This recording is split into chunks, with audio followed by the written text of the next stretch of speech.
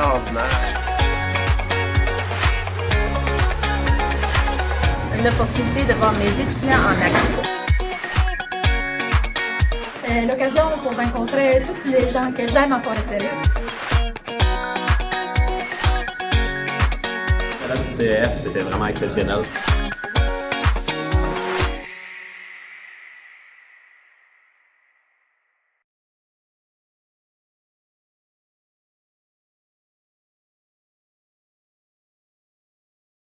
Notre deuxième conférencier invité pour ce matin est Eric Higgins, qui est ingénieur forestier et directeur du Bureau des ressources naturelles et de la faune de la communauté de Kitigan-Zibi Anishinaabe.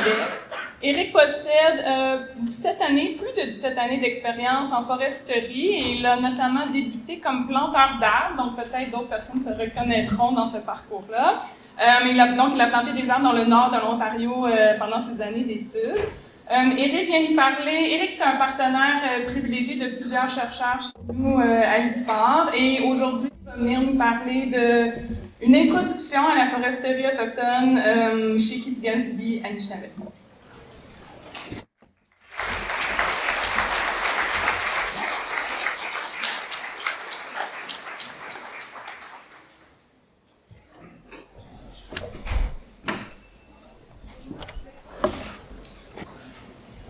Bonjour tout le monde.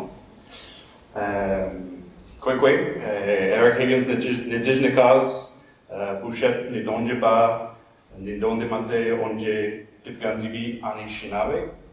Alors, bonjour tout le monde, je m'appelle Eric Higgins, je suis originaire de Bouchette, Québec, et puis je travaille pour la communauté de Kitigan-Zibi Anishinaabe. Je ne suis pas membre de la communauté. Alors, je ne représente pas nécessairement la communauté, mais je peux vous parler de mon expérience depuis 10 ans à travailler avec eux. Alors, je suis très content d'être ici aujourd'hui pour justement vous faire une introduction à la communauté et les travaux qu'on fait dans le département de ressources naturelles et de la faune.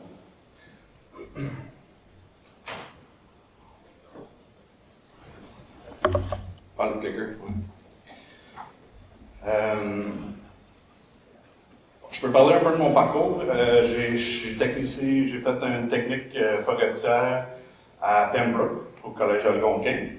Et puis ensuite, j'ai fait un bac en foresterie à Lakehead University à Thunder Bay.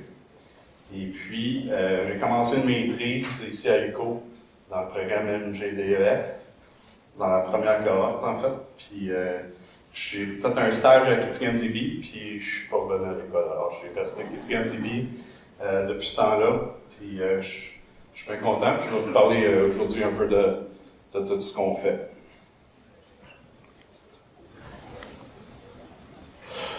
Je vais commencer un peu avec un contexte historique là, pour placer tout le monde. La réserve de Kitigan-Zibi, un peu, tu sais, il y a une histoire quand même triste là, que je veux juste parler vite fait pour juste donner un peu de contexte sur les travaux qu'on fait.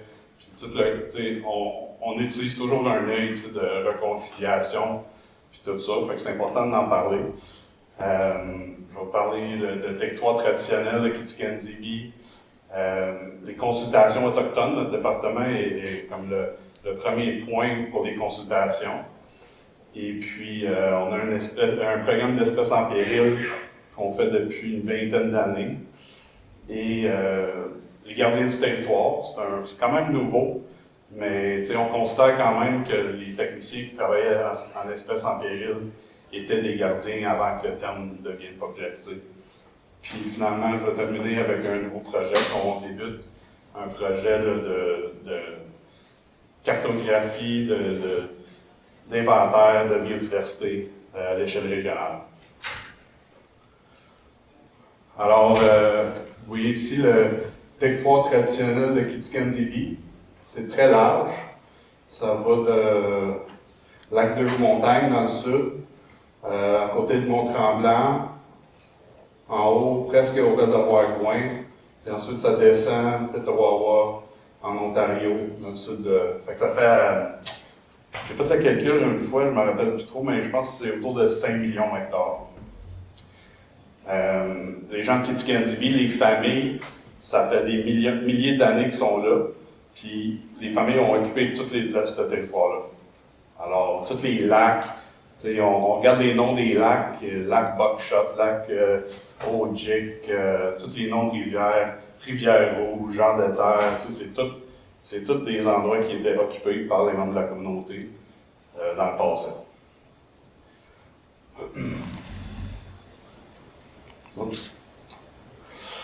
Alors, le monde de Kitikindjivi, font partie des Anishinaabe.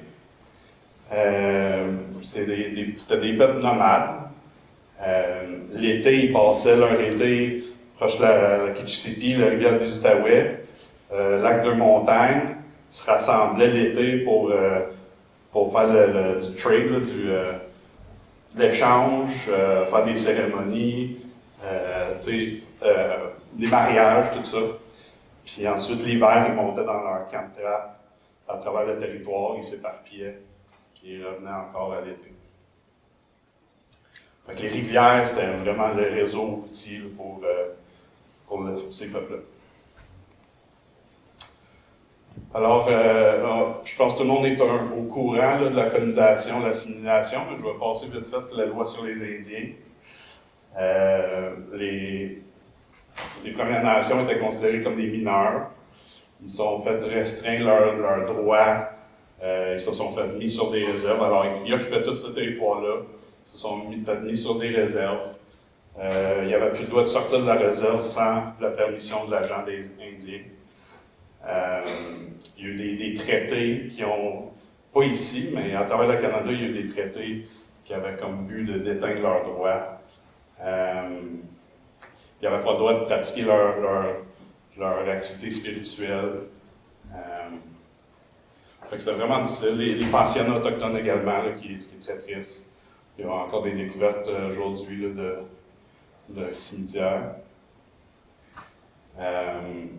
Puis justement, la langue, c'est quelque chose qu'on travaille beaucoup à ramener la langue, parce que c'est en voie de disparition, comme plein d'espèces en Outaouais. Mais on travaille beaucoup là, pour intégrer la langue dans les activités qu'on fait. On va en parler un peu plus tard. Et puis, il y a beaucoup d'exploitation sur le territoire traditionnel, foresterie, mines. Alors, évidemment, il y a une grosse méfiance encore aujourd'hui pour le gouvernement, pour les industriels, etc. Alors, tu sais, on essaie de travailler, tu sais, à essayer de trouver des points communs, mais c'est difficile de rebâtir cette confiance-là. Alors, la réserve de Kitikindjivi a été créée en 1851. Puis juste pour vous expliquer un peu comment c'est fait, la réserve est découpée en deux, comme vous voyez dans la photo. D'un côté, c'est les lots de certificats de possession, que ça, c'est comme des lots privés, si on veut, mais qui appartiennent quand même au fédéral, mais que les gens peuvent se vendre entre eux. C'est comme des lots privés. Les gens se construisent leur maison, ils peuvent faire ce qu'ils veulent sur leur terrain, la coupe, peu importe. Puis l'autre côté, c'est la réserve, la portion commune de la réserve. Puis ça, c'est plus si on peut faire la comparaison avec les terres publiques. Fait que c'est comme des territoires communs, tout le monde peut l'utiliser. Puis notre département, on a un plan d'aménagement, puis on gère un peu les activités sur le territoire commun.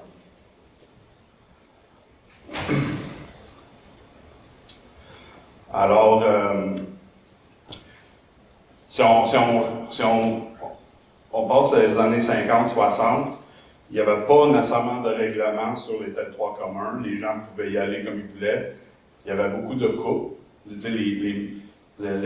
La coupe mécanisée commençait à être développée, les skillers, tout ça. Les gens voulaient se faire de l'argent, ils se sont achetés des machines, puis ils allaient dans la limite pour couper un peu où ce qu'ils voulaient. C'était pas très réglementé. Alors, dans les années 1970, ils ont fermé complètement la coupe dans les terres communes. Puis, ils ont fait affaire avec des consultants pour faire un plan d'aménagement forestier. Puis, le but de ce plan d'aménagement, c'était pas nécessairement pour la coupe commerciale. Pardon. Mais surtout, ils ont créé une érablière. pour la sériculture. Puis, ils ont un programme de boîtes de chauffage pour les membres de la communauté. Tout le monde a droit à 15 cordes de bois par année. Alors, on délimite un secteur, on martèle, puis les gens peuvent y aller à leur guise pour aller chercher leur bois de chauffage. Maintenant, il y a moins de personnes qui sont impliquées en foresterie, alors il y a quelques personnes qui font de la coupe, puis qui ensuite qui vendent aux membres de la communauté qui veulent du bois pour chauffer. Et puis, on a quand même des bonnes mesures de protection pour des cours d'eau. Il y a une population de tortues des bois sur la réserve. On a des buffers de 200 mètres, des secteurs de plantes médicinaux, d'air des bois qu'on retire de l'aménagement. On a un calcul de possibilités, mais c'est rare qu'on va aller récolter. Je vais vous parler un peu. Là. Récemment, on a commencé à nouveau faire de la coupe commerciale, mais c'est surtout l'assainissement pour des maladies qui rentrent dans la forêt. Par exemple, la maladie corticale de l'être. Alors, je vais parler de l'Oisibi avant. Dans la culture Anishinaabe, le sirop d'érable a tout le temps été important. C'est pas mal la seule source de sucre, à part le miel. Alors, il y a des méthodes traditionnelles pour le faire. On voit une couple de photos ici. Mais on a quand même une grosse opération de 16 500 en taille. On engage 8 personnes saisonnières par année. On fait de la vente de détail à la communauté. Alors, si vous êtes intéressé, malheureusement, on ne ship pas. On a des problèmes de bouteilles qui brisent, là, mais c'est les gens qui veulent venir peuvent acheter de sirop d'érable chez nous. Puis, on commence à faire affaire avec des restaurants d'Ottawa, etc. Alors, c'est quand même une pas pire production. Puis, il y a beaucoup de fierté aussi reliée à ça dans la communauté. Puis, ça fait de l'emploi. Puis, quand je suis arrivé en 2013, alors, c'est pas mal à ce moment-là qu'on a commencé à voir les aides devenir malades avec la maladie corticale de l'être. Et puis, la communauté, il fallait qu'elle prenne une décision s'ils ouvraient la coupe commerciale sur la limite ou pas. Puis on a décidé, oui, d'aller couper les êtres malades. Alors, 2016, c'est la première coupe commerciale depuis les années 1970.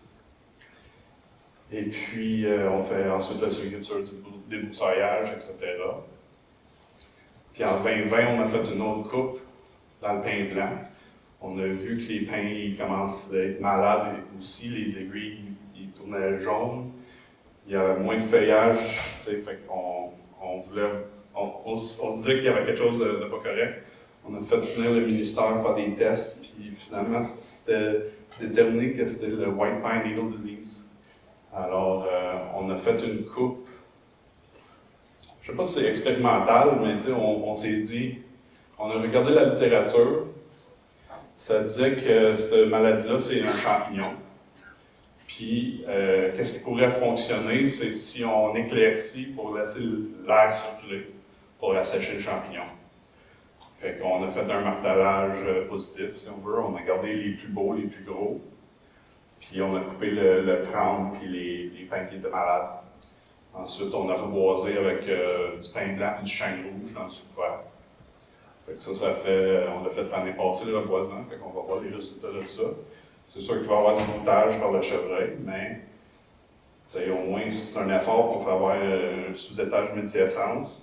Il y a déjà du chêne rouge dans ce coin-là. Puis, à ma connaissance, même si c'est brouté, le chêne rouge va réussir à sortir pareil. Fait qu'on verra. La photo en haut, on voit, je ne sais pas si c'est clair, là, mais ça démontre le buffer de 200 mètres qu'on a sur la rivière de l'Aigle. Ça, c'est l'habitat des tortues des bois. Fait que même s'il y a des pins malades dans ce coin-là, la communauté elle a décidé de pas y aller. Puis, justement, pour préserver l'habitat du tortue, présentement en forêt publique, il y a un buffer de 200 mètres, mais juste à l'été, alors juste quand la tortue est là. Alors nous, on trouve que ça ne fait pas vraiment de sens. Si tu peux aller couper l'hiver, puis il n'y a plus d'habitat après, c'est comme...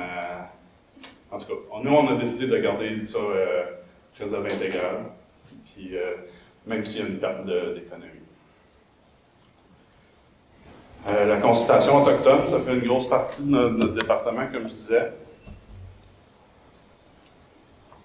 Quand je suis arrivé, c'était moi et ma boss Linda et un biologiste, on était 3.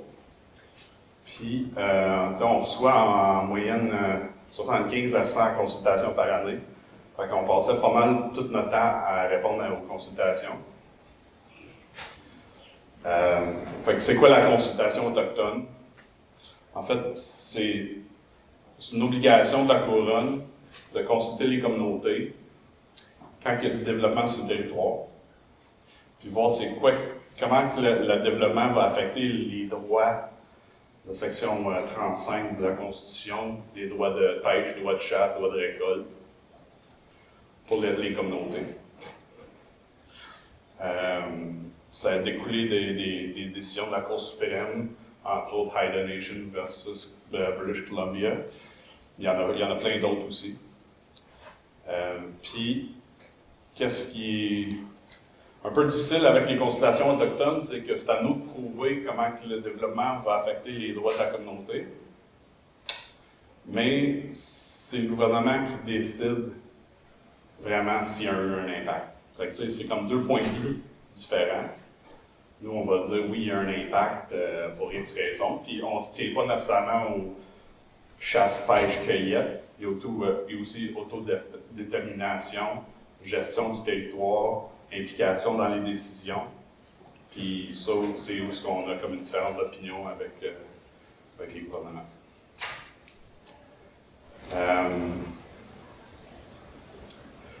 C'est ça, protéger le territoire. On soulève souvent des enjeux environnementaux, même si ça n'a pas un impact sur, mettons, l'orignal ou le doré. Pour la communauté, c'est important l'environnement.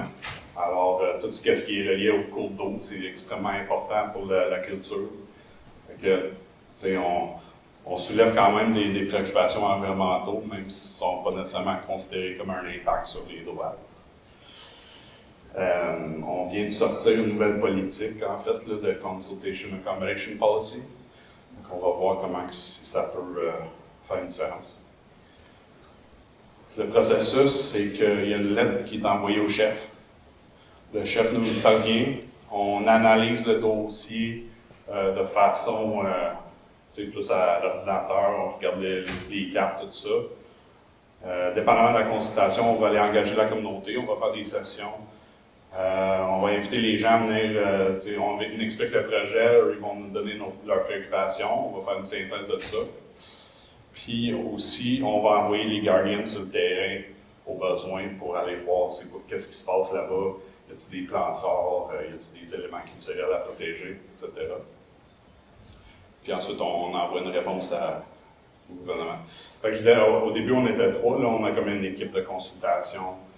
2 personnes à temps plein, plus les biologistes, plus moi-même, plus les gardiens. Fait que ça commence à être une belle équipe. Si on prend l'exemple de la foresterie, on demande souvent des zones tampons de 100 mètres au cours des lacs importants, des cours d'eau, des rivières. On demande d'avoir comme un minimum de pourcentage de forêt intacte dans les lignes de trappe. Parce que qu'est-ce qu'on a entendu de la communauté quand il y a des coupables blancs dans l'air de trappe, les animaux ils s'en vont puis ils reviennent 20-25 ans plus tard. Fait que au moins d'avoir gardé un minimum de forêt intacte pour la trappe. Les diamètres minimum maximum, les gens de la communauté ne comprennent pas qu'on coupe des arbres de 14 cm de diamètre. Puis non plus les arbres de diamètre exceptionnels qui ont ils ont toffé peut-être 2-3 récoltes déjà. Fait que ces arbres-là, c'est des survivants, des arbres témoins, si on veut. On veut les préserver. Ensuite, c'est ça, le maintien d'habitat, surtout pour l'orignal. Des zones culturelles, par exemple des forêts de bouleaux, diamètre important, on a des artisanats dans la communauté qui fabriquent des canaux, différentes choses, puis ça leur prend un boulot. Tu sais, que tu peux pas mettre tes bras au dos, droit, pas de nœud. Puis même quand on trouve le spécimen parfait, l'écorce, faut qu'elle se défasse d'une façon particulière. Fait que c'est pas facile à trouver. Il y en a de moins en moins. Fait qu'on travaille avec le ministère pour identifier les arbres potentiels avant la coupe, envoyer des gens pour aller récolter l'écorce, ou en tout cas préserver ces endroits-là pour après la coupe, quand il y a des chemins, c'est plus accessible. Les membres de la communauté peuvent aller récolter. Fait que c'est des petits succès qu'on a au niveau de la consultation. On a réussi aussi à faire protéger, mettons, pendant le débroussaillage des arbres culturels, par exemple le frêne noir, le cèdre, le noyer cendré, les différentes espèces qui n'étaient pas nécessairement dans la direction opérationnelle avant, mais qu'on a réussi à faire insérer. C'est des petits gains. Je te dirais, en général, les membres de la communauté ne sont pas satisfaits, mais nous, on continue à travailler malgré les challenges. On est aussi impliqué dans des consultations d'études d'impact. Alors, c'est des plus gros projets qui sont sur des temps plus longs, 2, 3, 10 ans. On peut parler des projets nucléaires à Chalk River. Il y a le train qui s'en va de Toronto à Québec, de grande fréquence qui s'en vient. Le pont Alexandria. Puis, on n'a pas nécessairement l'expertise pour analyser ces gros dossiers techniques-là, mais on l'amène quand même à la communauté pour voir la des préoccupations. Par exemple, l'archéologie. Tout le bord de la rivière des Outaouais, tu commences à creuser, tu vas trouver de la poterie, puis ça a été occupé depuis des milliers d'années. Fait que c'est sûr qu'il y a plein d'artefacts. Puis on essaie de développer tranquillement une équipe qui serait capable de faire des études environnementales pour ces gros projets-là. On n'est pas rendu là encore, mais c'est notre objectif. Puis aussi, on entame des études d'effets cumulatifs, parce qu'on s'entend que changer un pont, c'est difficile de prouver l'impact sur la chasse et la pêche de la communauté de Kitikindjibi. Mais quand on regarde le long terme, quand les gens occupaient Ottawa-Gatineau, puis là, ça se développe tranquillement à la fin des années, puis là, il y a une ville qui s'installe, là, c'est plus clair les impacts à la communauté, si on regarde le long terme. Fait que c'est par là qu'on s'en va.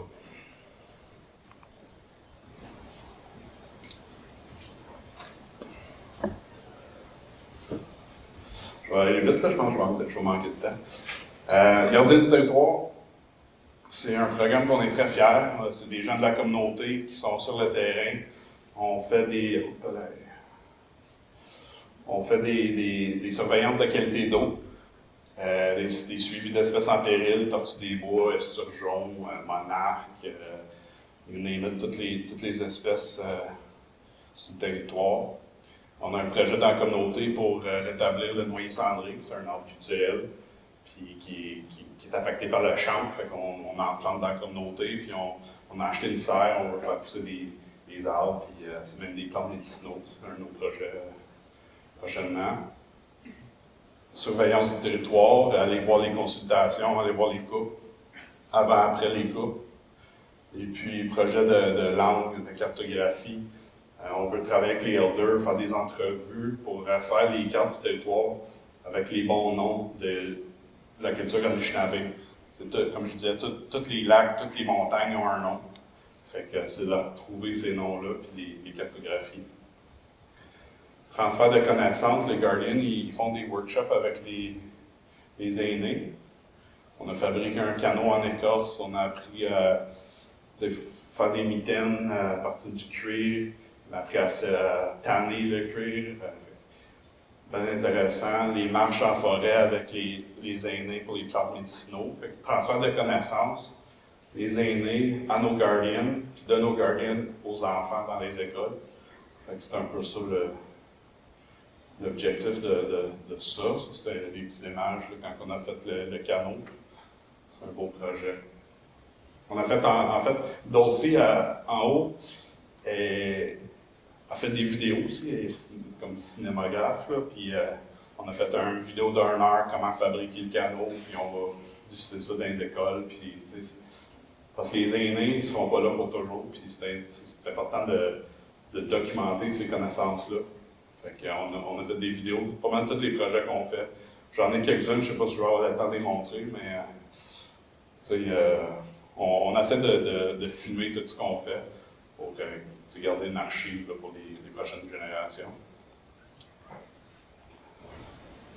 On fait des formations pour les Guardians, des formations en plantes rares, captation de vieilles forêts, secourisme, évidemment, champignons comestibles. Dans la communauté, les champignons comestibles, c'est pas dans la culture. C'est un peu étrange, mais les gens sont beaucoup intéressés à ça aussi. Fait qu'on fait des formations, on invite les membres de la communauté d'aller en forêt, apprendre sur les champignons comestibles. Puis c'est un autre argument quand on va faire des suivis de forestiers avant coupe. Si on trouve des dalles, on essaie de les exclure, etc. C'est ça, espèces en péril. Surveillance du territoire, on a une équipe qui s'en va faire des suivis à RADF. Alors après la coupe, ils vont voir les déversements d'huile, du bois laissé sur le site, des orniérages. On a trouvé, pas souvent, mais de temps en temps, on en trouve, puis ça vaut la peine d'y aller. Dans ce temps-là, on fait des signalements au ministère, puis on les met au courant, puis c'est à eux de faire le suivi. On va retourner voir s'il y a quelque chose qui a été fait par rapport à ça. Puis des fois, tu ne peux pas faire grand-chose. Quand la coupe est déjà faite, mais par exemple, les déversements d'huile, on espère que ça soit ramassé. Des activités d'éducation avec la communauté. C'est ça, comme je disais, on veut transférer les connaissances des aînés aux enfants. On veut intéresser aussi les jeunes à aller dans notre domaine de ressources naturelles. Il n'y a pas beaucoup de relève en foresterie, par exemple. Alors, on veut vraiment intéresser les gens d'aller dans ce domaine-là. Moi, je ne viens pas de la communauté. Je serais vraiment heureux s'il y a un membre de la communauté qui irait se faire éduquer, qui pourrait prendre mon poste. Ça serait l'idéal. On fait des camps culturels en forêt, apprendre à faire des wigwams. Juste retourner sur le territoire, puis réapprendre la culture. Ça, c'est les vidéos. Là, je vais y sauter. Il me reste 2 minutes. OK. Projet régional de biodiversité. Ça, c'est un nouveau projet qu'on entame. On est encore dans la recherche de financement, mais on commence quand même les travaux là, à l'interne. C'est un projet en lien avec la COP 15, 30% d'aires protégées. Nous, on veut être proactif là-dedans, identifier des sites de hotspots de biodiversité en Outaouais pour justement proposer des aires protégées ou en tout cas des mesures de conservation pour atteindre la cible de la COP 15 régionalement. Puis on travaille avec les MRC et la ville de Gatineau. C'est nouveau pour nous de travailler à l'extérieur de la communauté avec des partenaires régionaux. C'est très intéressant. Il va y avoir des défis, mais en gros, le message de ce projet-là, c'est les deux communautés ensemble pour protéger la biodiversité. C'est dirigé par Kitikani-Zibi, qui est quand même nouveau aussi. Qu'il y ait un projet régional qui serait dirigé par Kitikani-Zibi, qui impliquerait les MRC et les autres partenaires. Puis, on veut éviter de doubler des efforts déjà existants. On mise beaucoup sur les données existantes, puis faire un bon portrait du territoire, identifier les trous de connaissances, puis envoyer des équipes, des guardians, puis des experts non autochtones pour inventorier les plantes rares, les espèces en péril. L'Outaouais est extrêmement riche en espèces menacées et vulnérables. Je parlais à Patrick un matin, justement. Il dit, je pense qu'on a sur notre liste, là, quand on va faire nos inventaires cet été, on a 90 faunes vulnérables et en péril, puis 140 flores. Fait que là, ça commence à en faire pas mal à retenir, premièrement, mais ça démontre comment l'Outaouais est riche en biodiversité. Puis l'autre aspect qui est intéressant en Outaouais, c'est une des dernières places dans le sud du Québec qui a encore des massifs forestiers intacts qui pourraient servir à héberger ces espèces-là. C'est ça. Justement, là, on veut faire un portrait du territoire, remplir les trous de connaissances, puis proposer des endroits de conservation. Ça peut être des aires protégées, initiatives autochtones, comme ça peut être d'autres mécanismes. Puis faire un réseau là, dans la région. Alors, à la fin du projet, on va émettre des recommandations au gouvernement provincial, puis engager tous les citoyens, les partenaires, l'industrie, etc. Merci beaucoup. Et, je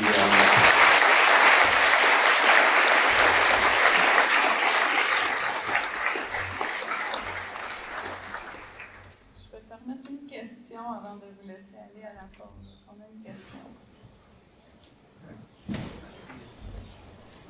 Oui, ah, il y a quelqu'un.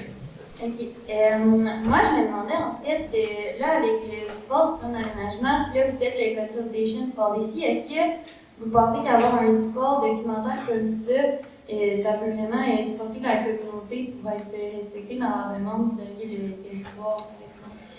bien, on espère, en envoyant notre politique de consultation, accommodation, puis on va donner ça au gouvernement, puis à l'industrie.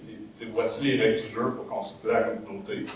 Fait qu'on trouve que on met un peu la balle dans leur camp, là, contrairement à avant, que c'est à nous de toujours prouver.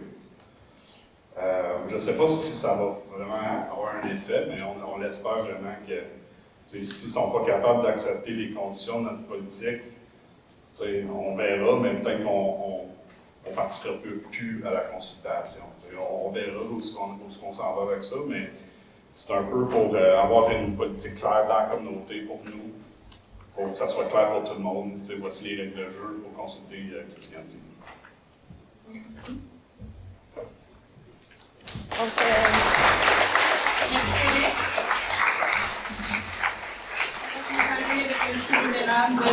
merci. Merci. Donc, quelques mots d'ordre.